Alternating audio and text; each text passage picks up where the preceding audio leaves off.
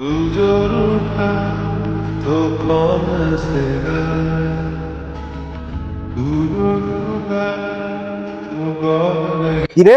এত ইমার্জেন্সি ভাবে ফোন দিলি, কি দরকার? কোনো সমস্যা নাকি? কোনো সমস্যা থাকলে বল। কাকা, সমস্যা তো কিছু না, একটা আবদার আছে তোমার কাছে। আবদার আছে মানে? আবদার কি করা লাগে? কিছু লাগলে বল, এখনই দিয়ে দিই। বল, কি আবদার আছে তো? কাকা, তোমার গাড়িটা এক সপ্তাহ ধরে দেয়া লাগবে।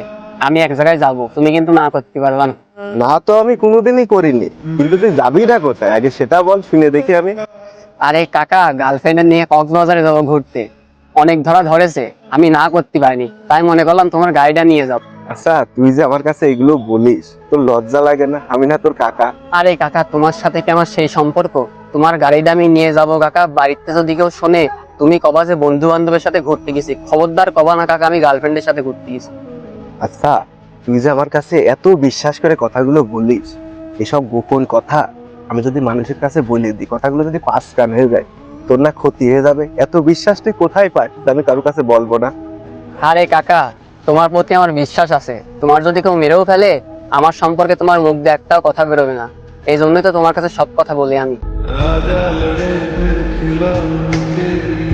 আর একটা কথা বলো, এই গাড়িটা তো তোমার খুব প্রিয়। এই গাড়িতে বসা তো দূরের কথা, কারোর হাতও দিতে দাও না। আর আমি এই গাড়িটা চাইলেই তুমি কেন দিয়ে দাও? আসলে কি বলতো, তুই আমার থেকে বয়সে অনেক ছোট। আমি তোর সাথে বেড়াই, কিন্তু কখনো ওইভাবে ভাবিনি যে তোর আর আমার বয়সের মধ্যে অনেকটা তফাৎ আছে। তোকে আমি সেইভাবেই ভালোবাসি, যেভাবে একটা ছোট ভাইকে ভালোবাসে বা নিজের একটা ভাস্তিকে ভালোবাসে, কখনো পর ভাবিনি। যাক, বাদ দে সব কথা। কবে যাচ্ছিস তাই বল? চলো চা খাইতে খাইতে বলি।